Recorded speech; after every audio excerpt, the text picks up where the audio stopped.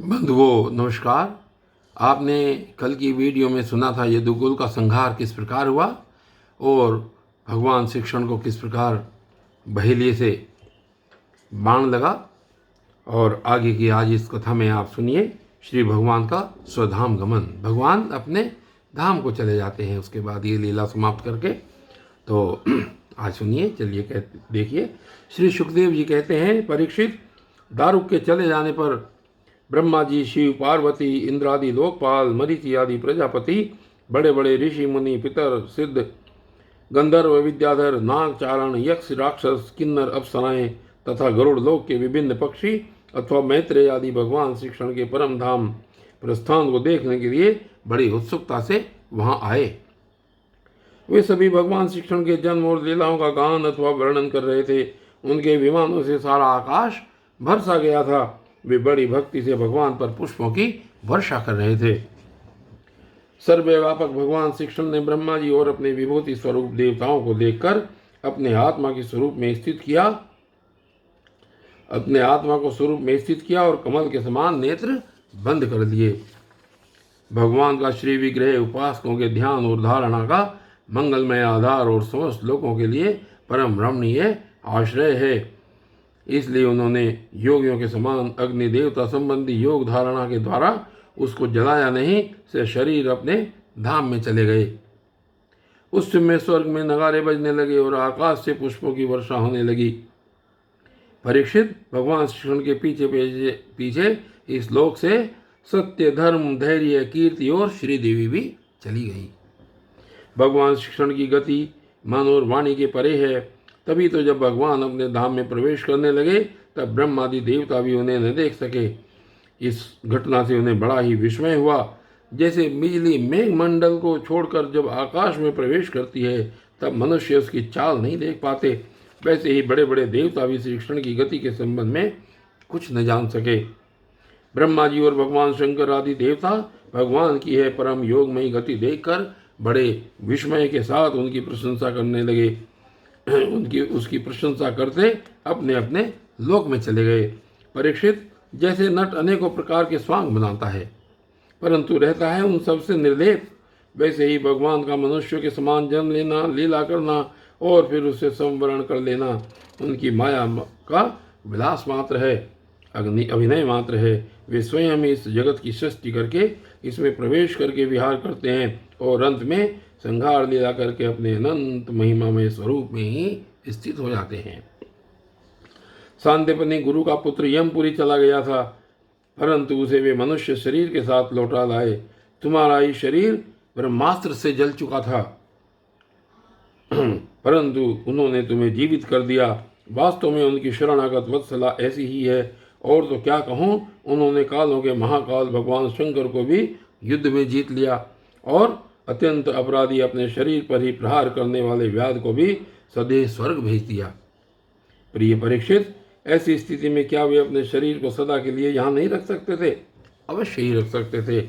यद्यपि भगवान श्री कृष्ण संपूर्ण जगत की स्थिति, उत्पत्ति और संहार के निरपेक्ष कारण हैं और संपूर्ण शक्तियों के धारण करने वाले हैं, तथापि उन्होंने अपने शरीर को इस संसार में बचा रखने की इच्छा नहीं की। इससे उन्होंने यह दिखाया कि इस मनुष्य शरीर से मुझे क्या प्रयोजन है। आत्मनिष्ठ पुरुषों के लिए यही आदर्श है कि वे शरीर रखने की चेष्टा न करें। जो पुरुष प्रातःकाल उठकर भगवान श्री कृष्ण के परम धाम गमन की इस कथा का एकाग्रता और भक्ति के साथ कीर्तन करेगा, उसे भगवान का वही सर्वश्रेष्ठ परम पद प्राप्त होगा।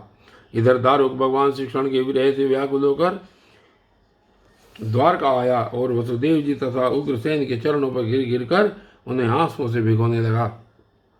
परीक्षित, उसने अपने को संभाल कर यदुवंशियों के विनाश का पूरा विवरण कह सुनाया।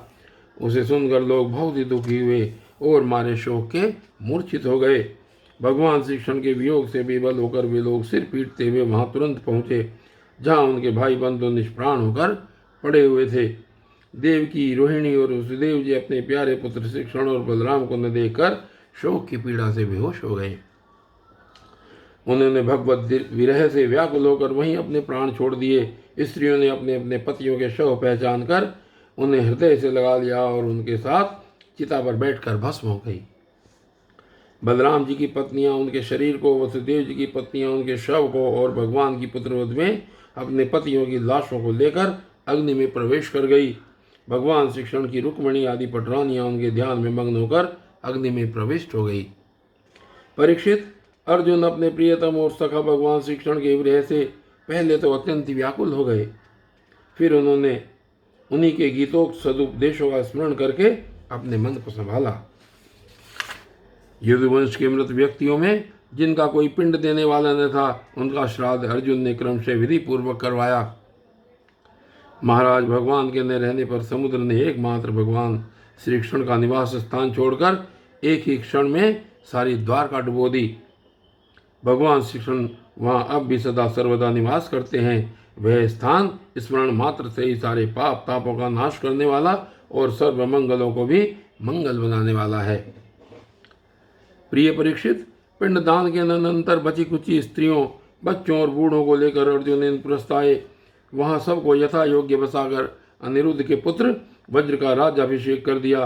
राजन, तुम्हारे दादा युधिष्ठिर आदि पांडवों को अर्जुन से ही यह बात मालूम हुई कि यदुवंशियों का संहार हो गया है। तब उन्होंने अपने वंशधर तुम्हें राज्य पद पर अभिषिक्त करके हिमालय की वीर यात्रा की। मैंने तुम्हें देवताओं के भी आराध्य देव भगवान श्री कृष्ण की जन्म लीला और कर्म लीला सुनाई। जो मनुष्य श्रद्धा के साथ इसका कीर्तन करता है वह समस्त पापों से मुक्त हो जाता है। परीक्षित, जो मनुष्य इस प्रकार भक्त बिहारी निखिल सौंदर्य माधुर्य निधि श्री कृष्ण चंद्र के अवतार संबंधी रुचि पराक्रम और इस श्रीमद् भगवत महापुराण में तथा दूसरे पुराणों में वर्णित परमानंदमयी बाल लीला, कैशोर लीला आदि का संकीर्तन करता है, वे परमहंस मुनिंद्रों के अंतिम प्राप्तव्य श्री कृष्ण के चरणों में पराभक्ति प्राप्त करता है।